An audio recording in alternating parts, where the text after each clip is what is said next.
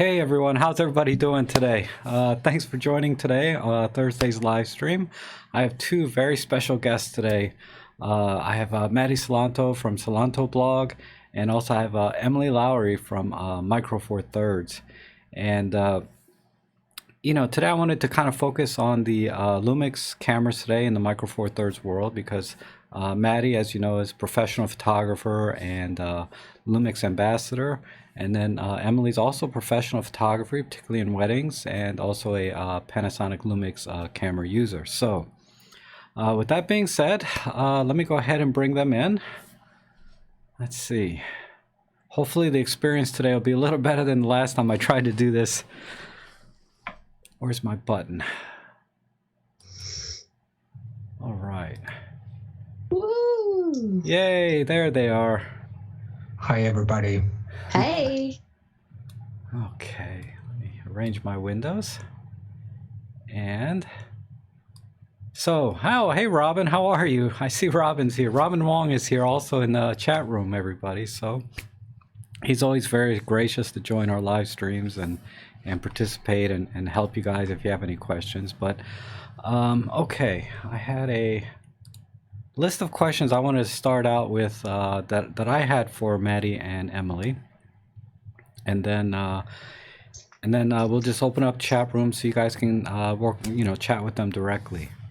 So I'll just start with Emily because Emily, I've been watching your channel a long time, ever since I guess you had a Pen F, Olympus Pen yes. F. That was a while ago. I love the Pen F. Yeah, and you're such a wonderful like storyteller, filmmaker.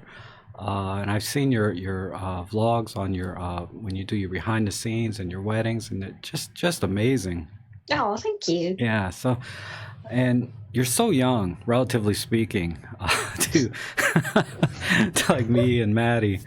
So I was just wondering if you could tell me a little bit about your story, basically. How did you get into photography, and then where did you go? When did you get into professional photography? What was sort of your timeline there? Well, I've always just had a camera with me to document things for my own life.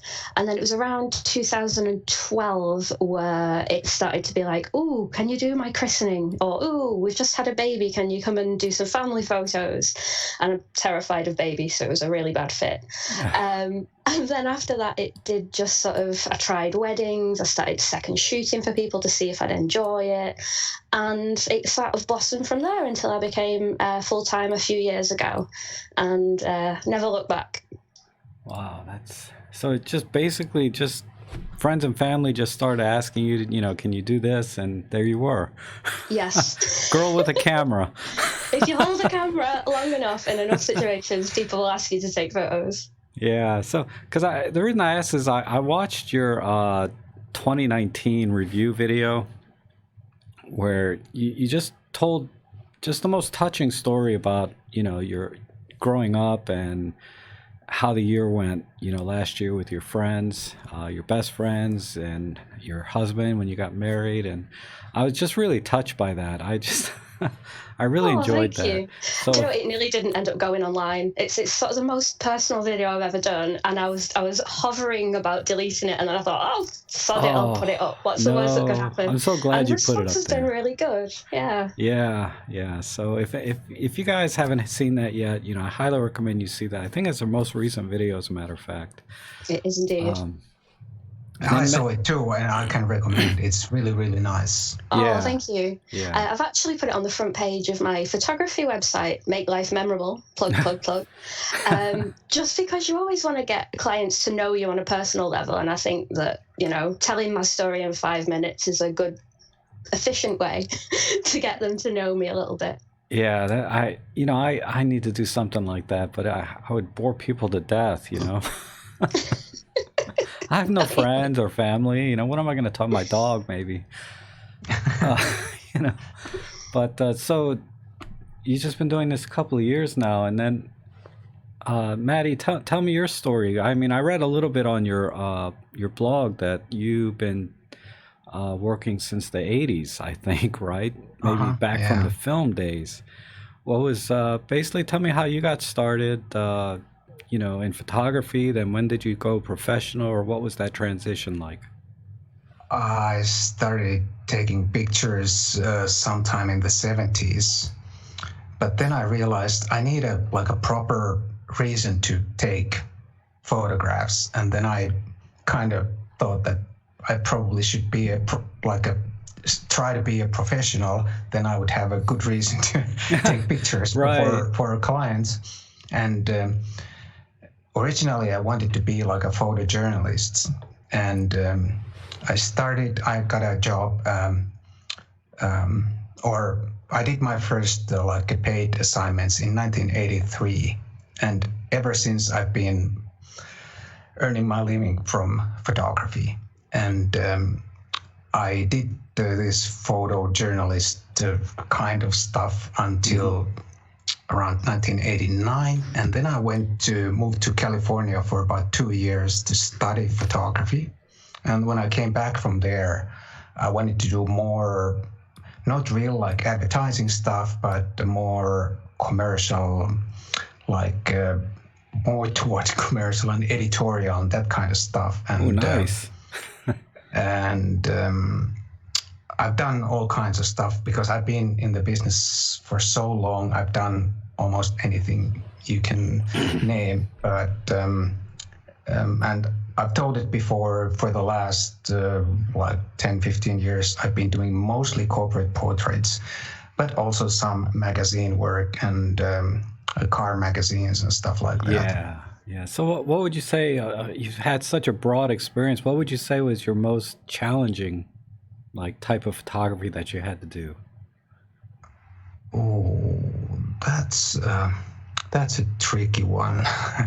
They're all hard. There are so many different kind of challenges with different types of photography. But I guess back in the film days, if I was doing a long or a little bit larger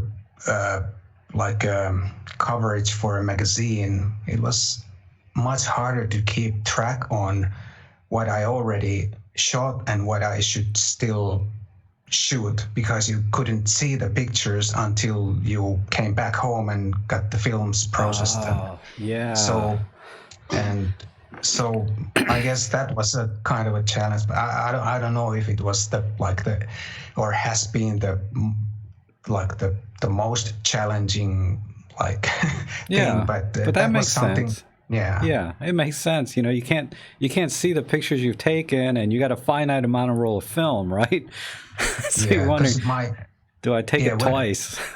Yeah. Because whenever I had or have a big coverage for a magazine, for example, I try to think of, okay, I need a opening picture, maybe it's a full spread, I gotta have that, and then I gotta have a few other pictures too, maybe 20 of total for the magazine to choose from. And I have to, all the time when I'm working, I'm thinking about what did I shoot, and do I have the cover or the opening picture? Because that's the most important. It's got to be eye-catching when you flip through the magazine. It's something the viewer will stop there when he or she sees the picture. It's got to be that kind of a picture. Yeah. Wow. So it's a lot of editing on your part beforehand too, right? Choosing the images after you develop them, and and I always say, I've always wanted to kind of do something like that. Not so much like a magazine publishing, but to just publish pictures in a book for myself, right? Just coffee table type thing. And then you have to think about, what do you put on the cover, and then how do you arrange the photos inside? Mm-hmm. And I would think a magazine, you have to put that along some editorial on top of that. So I can see, that's awesome. And then, so Emily, what are you working on now? What are you doing now? What's your next project, or what projects are you working on? Well, I've got a few reviews that I'm horrifically behind on. And I've just started doing a documentary sort of short film, getting the content ready. One of my friends is getting her book published, and I just want to do like a little film about her journey to publication all the way to a book launch. So it's going to be over the process of a year, but we're starting doing the interviews and things now. So that's going to be really exciting. Wow. And then how did you get into like actually filmmaking? Because as a photographer, I found just making videos very challenging, but you seem to got it. You get it. Your videos have a really nice story or plot, or I don't know how to describe it, but they're very entertaining. How did you study for that or learn about that, or does it just come naturally to be creative that way? It was Micro Four Thirds, to be honest, because it was like the G7 and the Pen F and things were the first sort of cameras that had decent video quality that I owned. Yeah. And because they're just so user friendly, I just thought, oh, sod it, I'll give it a go. What's the worst that could happen? I can always delete it. Wow. So it just comes naturally to you. Just go out and shoot video and put it together and yeah. It's I absolutely love it. It's just the same storytelling, just in a different medium. I think photography is always going to be the love of my life, but video is just brilliant as well. Wow. Because when you first got your drone, you just right away just made some really amazing drone videos. Thank you. And I've not took my drone out for ages. No, I mean. I don't know. I just find video and storytelling in general very challenging. But so I think I asked Matti this before, but I wanted to ask you again. When you go out for your photography jobs, let's say you're doing a corporate job, whether it's the portrait or team type event things, what other gear do you bring besides just your camera and lens? Like what lenses do you bring and? Yeah, I'm just terrible. I tend to pack just everything. I have a boot full of tricks because I'm always paranoid that I'll forget and not have the right thing on me. And then 90% of the time I end up just shooting with my GH5 and the 25mm lens and nothing else. But right. I have kilograms of equipment all around just in case.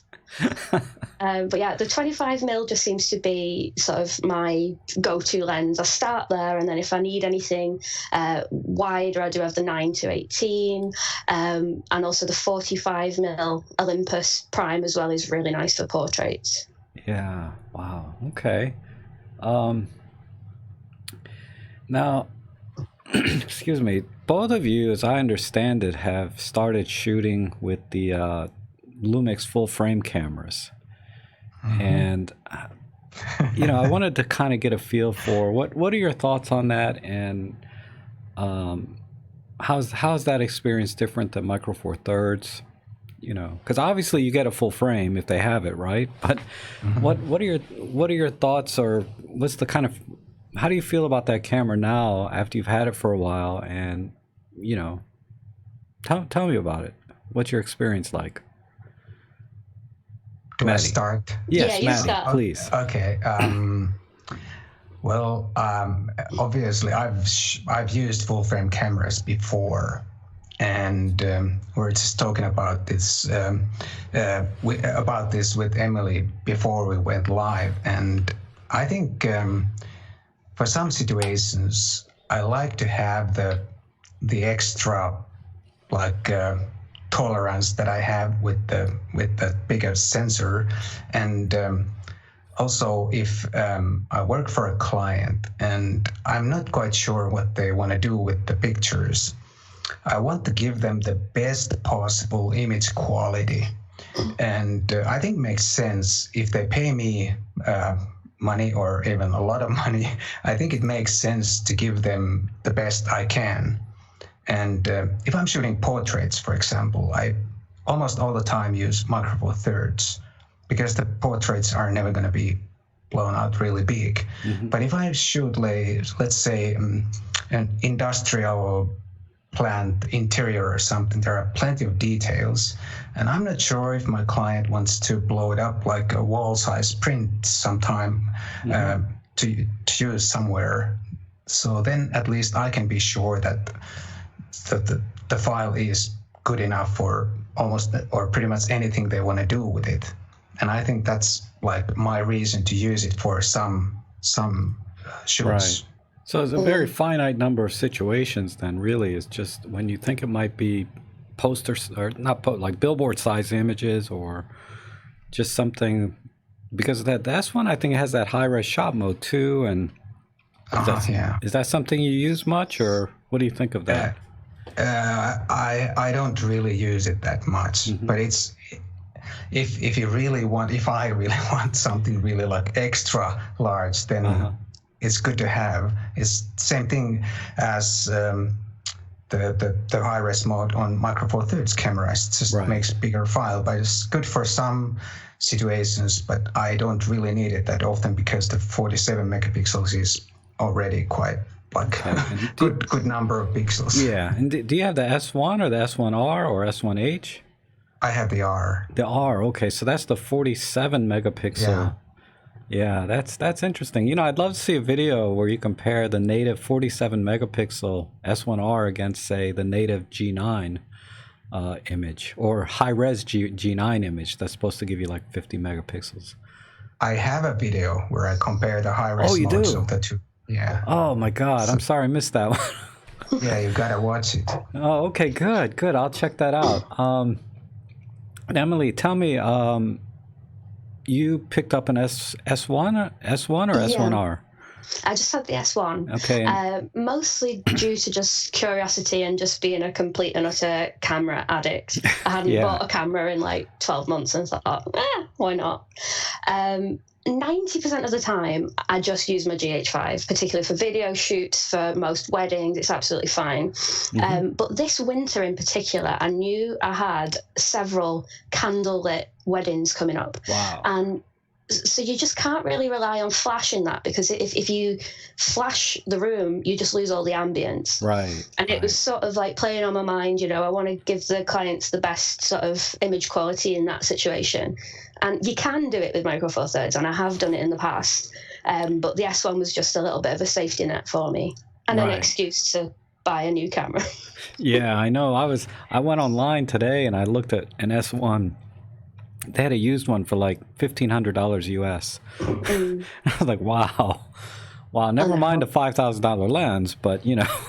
Oh God, the lens is ridiculous. I have to say, you know, leaving the house, despite having the S1, which is quite pricey, I'll pick up my GX85. Like the camera I use most in the world is the GX85, and then the GH5, and then the S1's just in case of emergencies. Wow. Can I add something? Yes. And also, there are some situations where I or any professional, they have so much stuff with them that it doesn't really matter if the camera back is 4 kilograms or 8 kilograms. It doesn't really matter. But of course, there are other situations where it matters. But sometimes it really doesn't matter because it's so small, like a fraction of all the gear that you have. Yeah. No, definitely. If you're going on a project or a job, you know, you need a lot of different kinds of gear with you all the time. And just one, you know, an extra kilo here and there is not, it's just very small in the scheme of things. You know, I did a video recently on real estate, one of my jobs. I just did a vlog. But what I do, I can travel very light, you know, just tripod camera, one lens, one flash, and I'm good, and I can do 99% of the jobs that I get. You know, how do you feel about the size and weight of that camera though, relative to your Micro Four Thirds? Is it, you know, just when you're out individually, you know, like just your normal photo walks, not for your pro work, but if you were going to pick up a camera,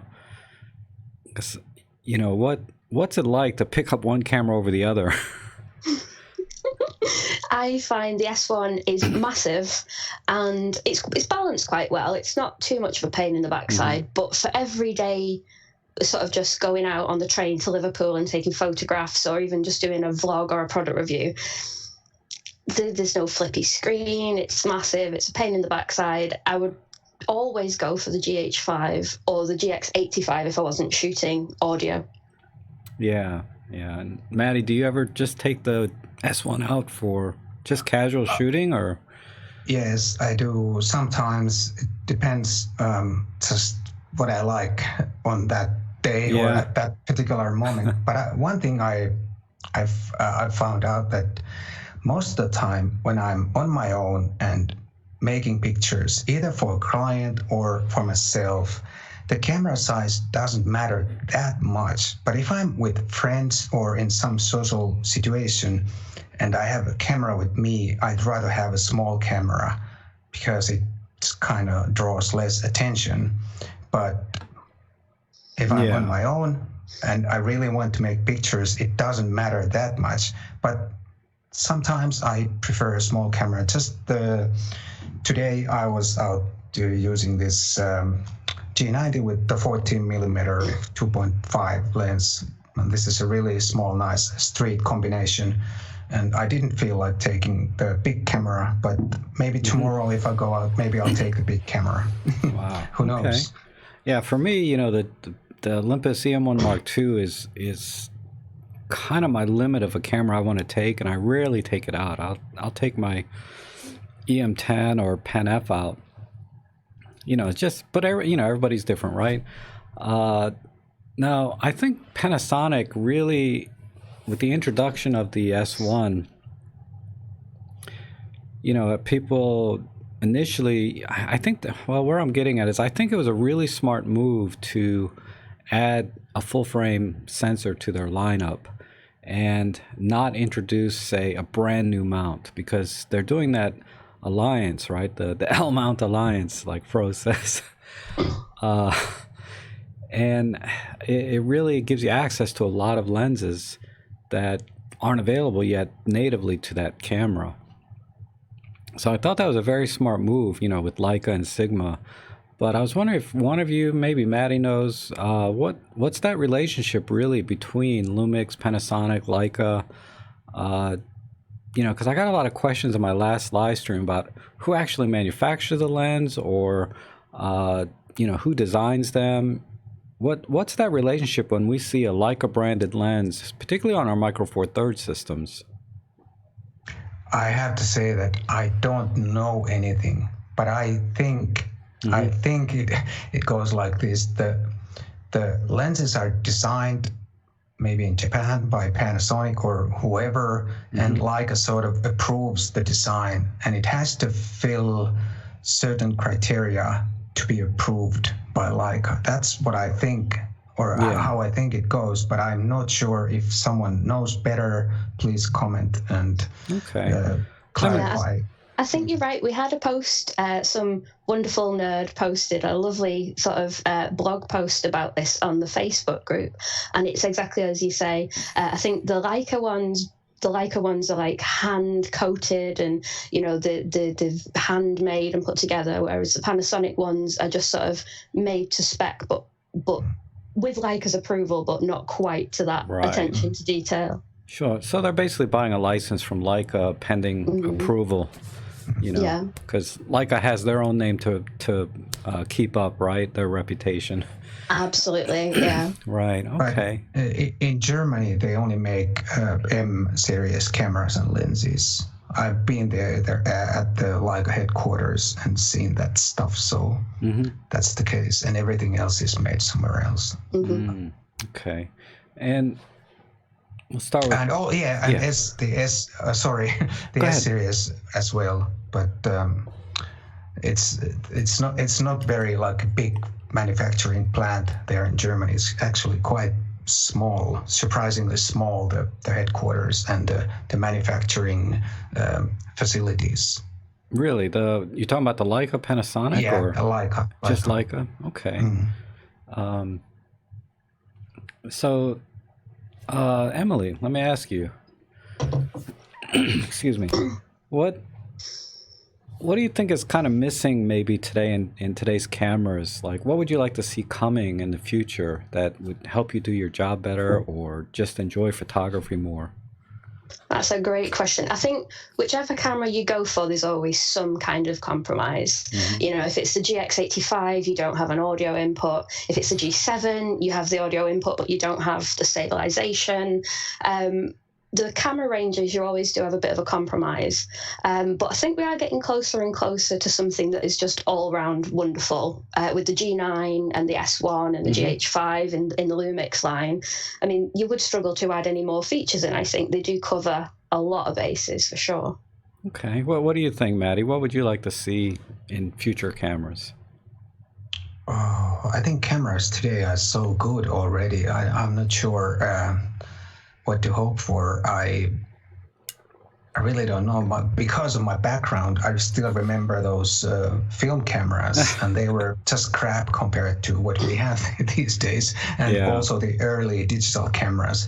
But I guess it would be nice to have a sensor that would be like totally ISO invariant, or how do you call it? So it wouldn't matter how you expose, you could always get the same result.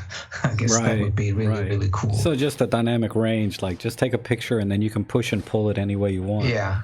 And cheese alert, I do think it's about the story you're trying to tell and the composing of the image a little bit more than the pixel peeping and the noise levels, etc. I have some of my favorite photos I took on my iPhone. It's terrible, but if it's the camera you've got on you at the time, you know, it's the stories, I think. Yeah, absolutely. Yeah. Cheese alert. I agree. And that's what I always tell people when they ask me, you know, what well, let me pose it to you guys, you know, how do you answer a question when someone asks you what kind of camera should I buy? What would you tell them? Start with Maddie. I always say buy the camera that feels good in your hands, and the camera that you sort of like already, like in advance. Because if you really feel that already, kind of feel and feel like physically feel and mentally feel that the camera is not for you, but you buy it because someone said it's a good camera, and then if you're disappointed, you're even like more disappointed because you didn't like it in the first place. But if you buy a camera that feels good in your hands and feels good in your mind, and even if you're a little bit disappointed, maybe it's not, maybe you're still, in the end you're kind of satisfied because you liked the camera from the start. Yeah, if you know what I mean. Yeah, I do, because that's what drew me to the Pen F for me, was just the aesthetics of it, and it just always made me smile when I looked at it. Just like when I'm a gearhead too. Like if I see a Ferrari, I always smile, and if I see this camera, I'm like, I always smile, and I just want to go out and take pictures with it. And Emily, I'm sure you have a lot of friends that just come up to you and say, "What, Emily? Which camera should I get? You know, what do you tell them to buy?" My first piece of advice is always try and get into a shop and have a look at the menus, because people look at the specs on a piece of paper or on a screen, and it doesn't tell you the whole sort of tactile experience of using a camera. Personally, for me, I adored the Pen F, like you say. You know, you've got all the physical dials, and every time I picked it up, it just made me feel like a boss. Yeah. But the menus, man, and it's a personal choice. Some people hate the Lumix menus and love the Olympus menus, but I think it's how everyone's individual brain is wired. So, you know, you've got to try the menus as well as get a feel for it, I think, for sure. Yeah, and you know, I've told people in my live streams in the past, after I bought the GX85, was I was so impressed with the menu system, by far. And I have them all, right? Fuji and Nikon, whatever, Canon and Pentax, and with the Panasonic, you know, there was virtually no learning curve. I was able to dive right in and do like 90% of the things I wanted to do, and 90% of what that camera was capable of, with very little trouble. You know, just a couple of ergonomic issues that I have with it, but for the most part, I think Panasonic has the best menu system in the industry from all the cameras I've tried. Olympus, definitely your brain has to be wired that way. And Yes. and people on my, a lot of my viewers here know my channel is all about the menus, right? There's about the first 2 line items in the menu. I have about 2 hours of video trying to explain just 2 lines. So it's pretty crazy, but it works for me. In the end, I was able to wrap my brain around it and understand how the designers or the programmers were thinking when they designed it. And ultimately, it feels like a lot of there was a lot of different teams working on the menu system over time that didn't work together. And they just started putting, they said, okay, you work on the shooting menu 1, you work on the autofocus menu, you work on this menu. And then in the end, they put all the things together and it's, okay, you sort them out and put them all together. Yeah, I mean, you're spoiled for choice. It's almost there's too many settings. Yeah. But I often just say I'm not intelligent enough for an Olympics. It's okay. I just couldn't remember. No, I get it, because like the Fuji menus people say are great, and I'm struggling to wrap my brain around what they're thinking when they designed it, and the ergonomics and everything. But anyway, okay, those are great. I just have one pre-live question that somebody asked. This was from John McCormick, and he'd like to hear your opinions on the 12 to 32 kit lens versus the 12 to 60 Lumix, with regards to just the image quality. He's saying on Olympus cameras, you may not know on Olympus cameras what the image quality is like, but it really doesn't matter which camera it's on. We all use the same sensors, really. But I guess those are the 12 to 60 comes on like the G90 or G85, and the 12 to 32 comes on like the GM cameras.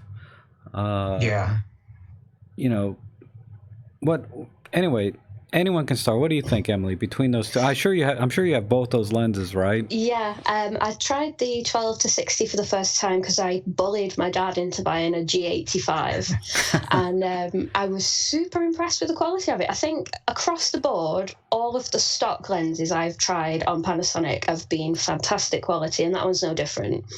It might be a little bit slower than the 2.8 constant, but the photos he got out of it were great. Okay, and what do you think, Matti? The 12 to 32 versus the 12 to 60?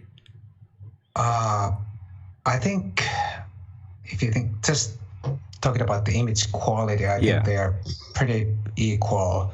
But of course, they are 2 totally different lenses, and I don't think, well, how should I say? I don't think it makes kind of sense to consider which one to buy. They are so different. The other one is really tiny, and the range is like much more limited than on the other one.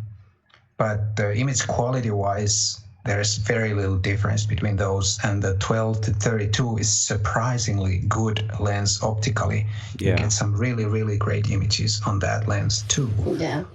But I agree with Emily that also the 12 to 60 millimeter, the Lumix version is a really great lens. Nothing to complain about that. And it's also weather sealed. So.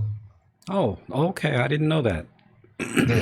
I can only speak for the 12 to 32 on an Olympus camera. And if you use it on, well, let me just start with the image quality. Image quality is definitely better than the 14 to 42 kit lens from Olympus. And I would put the 12 to 32 lens image quality up against the 12 to 40 Pro lens from Olympus, and up against the 25 millimeter prime from Olympus. The quality is there, because I did some high-res shot images because I really wanted to push that lens. And I was working at a distance of maybe 3 or 4 meters to the subject, and I was photographing subjects, only about this tall from about 3 or 4 meters. And then at high res, I would blow it up. And in a blind test, I would not be able to tell the difference between any of the lenses that I own. And I shot them all at 25 millimeter f5.6, so kind of the optimum aperture for any lens that I put on the camera. And they were all the 12 to 32 image quality, because intuitively when I first got that lens with my GX85, I felt it was a little contrasty or just a little crisper. But I finally went back and tested it, and I can tell you on the Olympus cameras, that lens is stellar sharp. I wouldn't buy it if you already have a 14 to 42 kit lens. It's not that much sharper that you want to spend 150, 200 for, but your money's better spent probably buying a prime instead. But it definitely did impress me. Now, in terms of autofocus, on the contrast detect only cameras on Olympus, it doesn't autofocus well in video. For photo mode, it focuses just fine. And then on in video, on our phase detect cameras like the EM5 Mark III, EM1 Mark II, focus is perfectly fine in video. No issues at all. And that's what held me back from that lens for a long time was, because I'm a hybrid shooter. I vlog and I take pictures. And the video side was always a problem when I bought Panasonic lenses. But now that we have phase detect and the M1 Mark II and stuff, it's not an issue at all. All right, that pretty much sums it up for the questions I had and the pre-questions. I'd like to go ahead and, if you guys are ready, open it up to our viewers. And, my audience, and I know there's a lot of audience here from your channels because we've been promoting this all over. And just a quick shout out to mu43.com forums for letting me promote this live stream, and also for 43rumors.com. They were very kind to post a link to this live stream, so I appreciate that. And I'm just curious, how many people are here have never been to my live stream or know anything about Matti or Emily? Is anybody totally brand new here that may have come from one of these other outlets? If anyone, just shout out, in the chat section. But moving on, let's go ahead and open up the questions. If you have a question for Emily or Matti or for both, just specify their name first. Say Emily or Matti, or just say for both of you. And I'll try and moderate from there. Robin says he's going to start from his sleep. Hi, Ellen. Hi, Kent.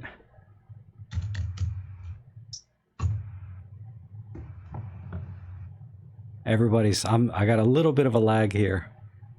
Looks like everybody's here. I see a lot of my regulars, Juan and Plato. There's a comment there.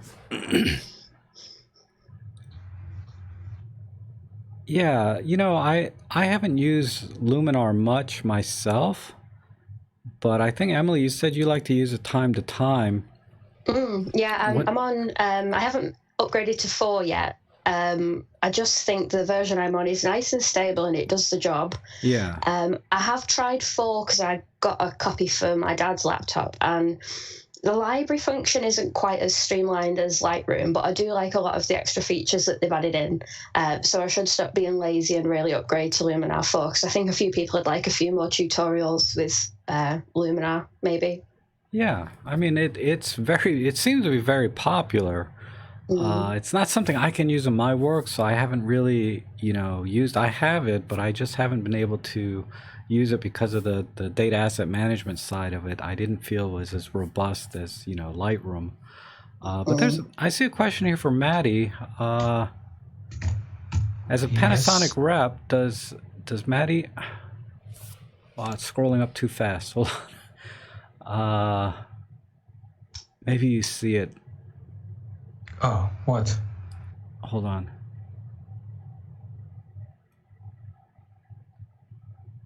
I scrolled right past it, and now I can't find it. You don't remember what it was. Oh, well, Stuart's asking, do you photograph any of the Nobel Prize winners in Stockholm? Oh, yeah, I answered him already. Oh. I never done that. Okay.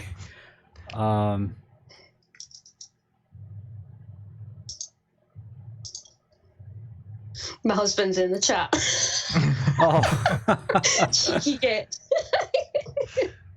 of course, he's keeping tabs on you. This is what's it like having such a great husband. I know. I was so disappointed when I found out you were married. I was like, oh dang, and I unsubscribed right away. No, just kidding. So, Emily, can I ask you something? So, if you already have Lightroom, why are you using the Luminar or whatever it was? I think mostly curiosity, but a lot of my audience really pushes back against the monthly subscription. And Luminar sort of reached out to me and asked if I wanted to review it, and I thought, hey, I'll certainly give it a go, because I don't particularly enjoy paying monthly for Lightroom, but sometimes with weddings, because you have thousands upon thousands of images, it's a necessary evil. But if I only have one or two images to edit, I'll just open Luminar. It's so much faster, and you can have LUTs in it and do your own personal style. So yeah, I use both depending on the size of the project. Okay. All right. Yeah, there's a question here for both of you. We'll start with Matti. What lens do you recommend for landscape? A, B, street and architecture, and C, for astrophotography. So potentially 3 different lenses, or maybe just one. Oh man. Okay. Landscape, street, and what was the third one? Astrophotography. Oh yeah, I can see the question here. Okay, my recommendation is always the Panasonic Leica 15mm f1.7. That's my favorite lens for Micro Four Thirds, and I recommend that for everything. But seriously, I'm not very experienced astrophotographer, but I suppose you need a bright, like fast, wide-angle-ish lens for that. And but landscape and street, the 15mm is good, and maybe also some sort of telephoto for landscape, maybe the 50-200 maybe, because Really? I don't understand why people always say that wide angle is good for landscapes. I think you can get some really great landscape shots on a telephoto lens as well. That's just, of course, my opinion, and and I also have to say that I don't shoot that much landscapes either. I'm more of a documentarist and street photographer type. Yeah. But those are my recommendations anyway. And I really loved your street photography vlog that you did, where you took a lot of black and white photos and you put them, I think, in the book, but you talked about each photo and a little story behind why you took that picture and what you saw in it. I thought that was a terrific video. Thanks. And then what would you recommend, Emily, for like landscape and street and astro? For astrophotography, I've got the 7 Artisan 7.5 fisheye, but I really want the 7.5 Lowrey. I think that tends to be the holy grail for Micro Four Thirds. Yeah. So many talented people on the Facebook group post their astrophotography, and they always say that that's the lens to go for. Sorry, Christopher, I might be buying another lens. For landscape, I agree. I took out the 35-100 and sort of doing sort of more cropped in and picking out different aspects that's a little bit out of the norm. I really like using different lenses, for unconventional lenses for different projects. Okay. And Mohammed is asking, I think I can answer this better, because they're asking, do you recommend the Panasonic 7-14mm lens for Olympus cameras? And I need to ask you guys about Panasonic, but on my Olympus camera, I've had that Panasonic 7-14, and I used it for a couple of years in my real estate photography. And I would say 10 or 15% of the time, I had some horrendous purple flaring errors or problems. And I had to learn to shoot around that particular issue. But this is the Panasonic 7-14 f4, I believe, lens. Do you guys, either of you guys own that lens or have any experience with that lens on a Panasonic camera? I'm Team Olympus for my wide angle. I've got the 9-18, which I love. Oof. How about you, Maddie? Do you own that lens? 7-14. Yeah, f4. No, I've used it many years ago when it was brand new lens. But now I have the 8-18 millimeter, which is a great lens. Highly recommended. The 8-18. 8-18, Leica version. It sounds good. I mean, I was tempted by that for a short time, but then I was like, Anyway, so both of you again from Plato, has any of you used the Laowa lens on your Panet bodies? And if so, do you like them? So I guess Laowa makes more than a 7.5. What have you tried any of their other ones? I've not. Have you got some? Rob, your battery went dead. Oh, okay. You guys can still hear me though, right? Yeah. All right. I'll swap batteries, but answer the question about the Laowa. Personally, I've never owned any because they tend to be slightly more pricey, and I'm a bit of a cheapskate. But I do want to try them. I have a review on the, what was it, 7 millimeter? What was it? The one you said is good 7.5 f2. Yeah, I have a review on that on my channel, so please look it up if you or search if you want to see what I think. But in short, I was surprised how good it was, even wide open, great lens. I would recommend it if you want the small, tiny, fast wide angle for your Micro Four Thirds camera. And is that what you would? Oh, sorry. Is that what you'd use for architecture or corporate shoots, real estate photography, that kind of stuff? I think it'd be really good for that. Yeah, and at least on Panasonic, I think it worked really well. No problems whatsoever. I shall look that up. Mm-hmm. And I don't think it's so expensive. I think it was quite reasonably priced, as far as I remember. Let's have a look. All right. Let's have a look. Sorry, and Emily, have you tried the 7 Artisan 35 millimeter? I've not. On the 7 Artisans, it's just the fisheye I've tried, and I think it's great. I did have the Olympus 8mm fisheye and ended up selling it just because I didn't use it enough and replaced it with the 7 Artisans. They seem to be really good value, image quality. They tend to be manual focus, but yeah, I want to try some more of those for sure. Okay, and have either of you tried the Sigma lenses? They're asking, the 16 millimeter f1.4 seems very popular. I have a review on that too, and it's a good lens. I liked it a lot. Okay. It's quite big because it's actually an APS-C lens. It's also available for Sony APS-C cameras, and it covers APS-C sensor, so it's kind of big. But it's optically it's really great. I liked it. I liked it a lot. Okay. Have you tried it? I know you don't do Astro, but what do you think? I guess it would be fine then, because the f1.4 is fast. Be good. Yeah. Why not? Yeah.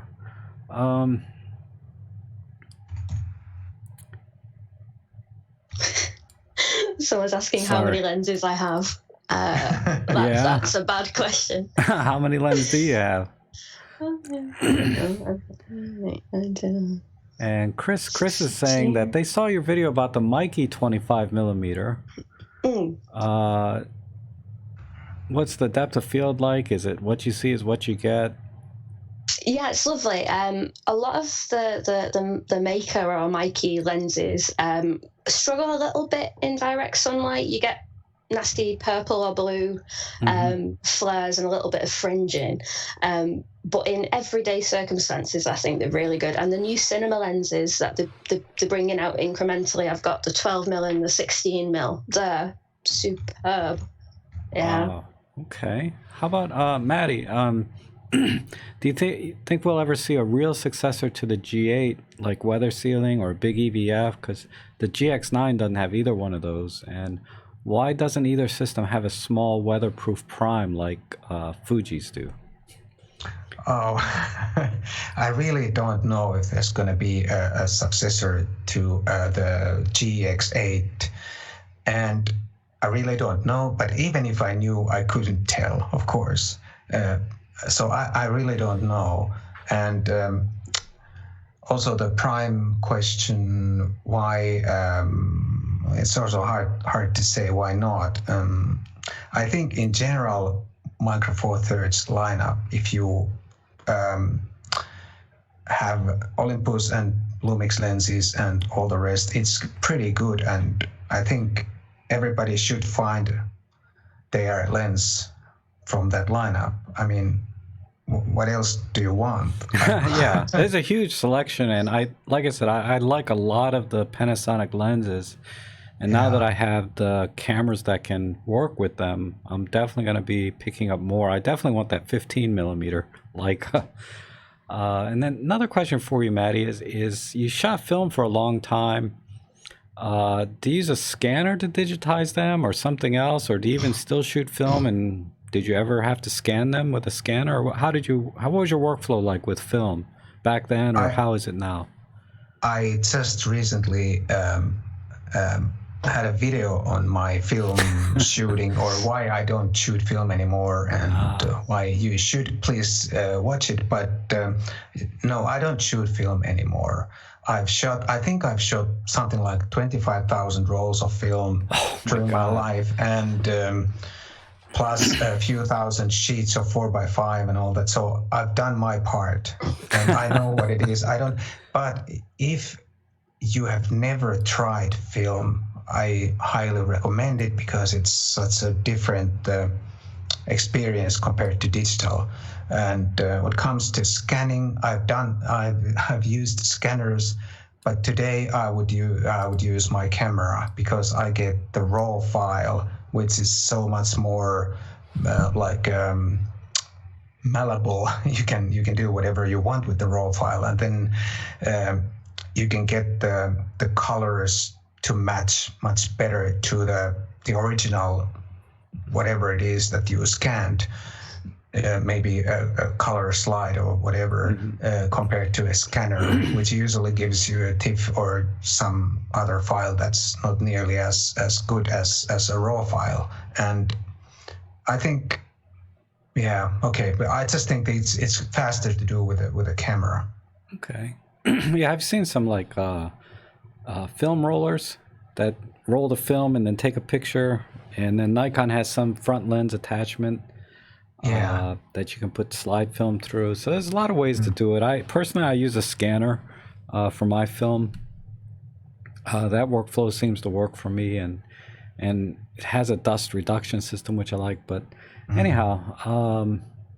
But hey, can I ask one more thing? Yeah. Add one more thing. Sure. Before digital cameras, in the late 90s, when we shot film, but used also like Photoshop to manipulate the images a little bit. Then, of course, all the scanning was done in a print house with a drum scanner. Yeah, the drum scanning they still do that. It's not cheap. And I guess this is kind of an off question, but like, let's start with Emily. Like, what camera and lenses are you using for the live stream, and what microphone? I've just answered that in the comments. It's just my iMac webcam, but it's like a digital hide all of my mess button, just so it's like fake bokeh in the background, and my gaming headset. Right. I've never done one of these before, so I'm a little bit minimalistic in terms of equipment at the moment. No, minimalistic is best. How about you, Matti? What are you using today for camera, mic? I have my laptops. I have a MacBook Pro and the camera, that MacBook Pro's camera. Oh, okay. And my microphone is a Sennheiser K6, I think. It's a really expensive shotgun microphone, but I've had it for like 20 years already. I bought it way back, and today I wouldn't buy such an expensive microphone, but since I have it, I'll use it. Right. Okay.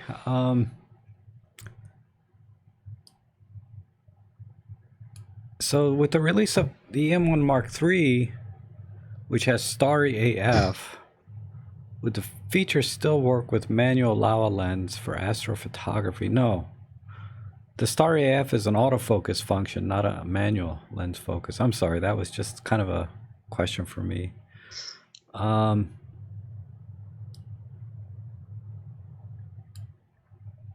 and Robin's all over the place here in the comments. Mm-hmm. That's Robin. Yeah, that's awesome though. Thanks for coming in again, Robin. I appreciate that. Moonport is asking, what kind of games do you play? I'm currently completely addicted to Call of Duty Modern Warfare. I'm up to 154 hours and actually started getting repetitive strain injury. I'm terrible. I'm actually on a ban because I've just been eating up my life with it. It's terrible. What game is that? Call of Duty. Call of Duty, okay. Yeah. Sorry, I'm not used to your accent. I was like, no, I've got the golden guns and everything. Oh my god. Killing those 8-year-olds, you know. Wow. Yeah. All right, what's the equivalent in the MFT world for the Sigma 16 to 35 f2.8 to 22 fixed zoom? So an equivalent would be an 8 to 18, right? That's from Kurt Caro. So I think the Panasonic 8 to 18 is an equivalent. But what's the f-stop on the 8 to 18? I'm not familiar with that lens. It's 2.8 to 4. Okay. All right. So that's pretty much the same thing. Wow.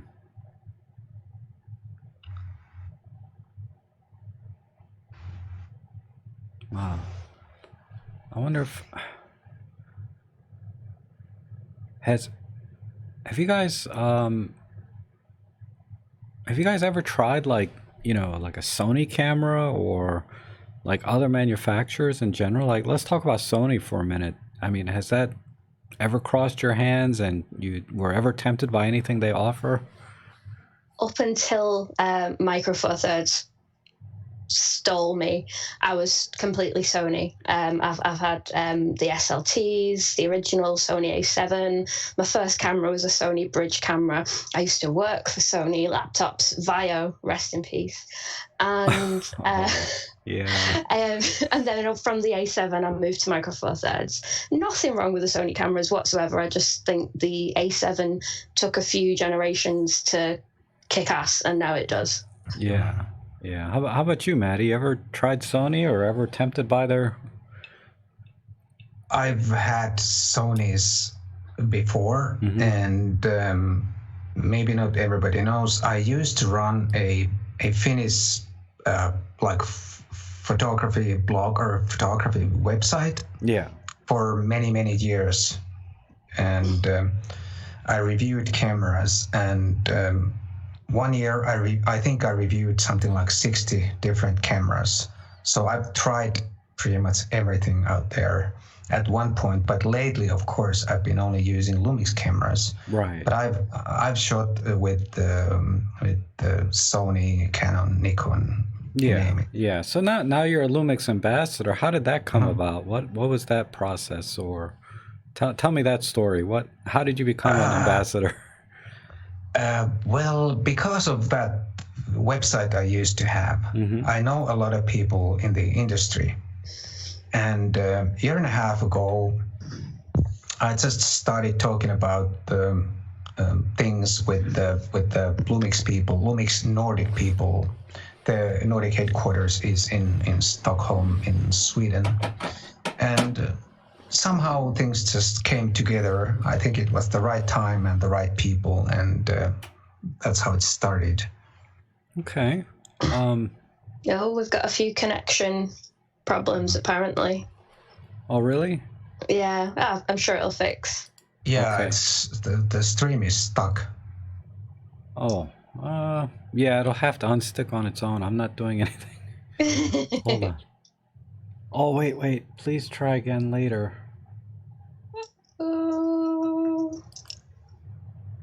Let me try refresh and see what happens.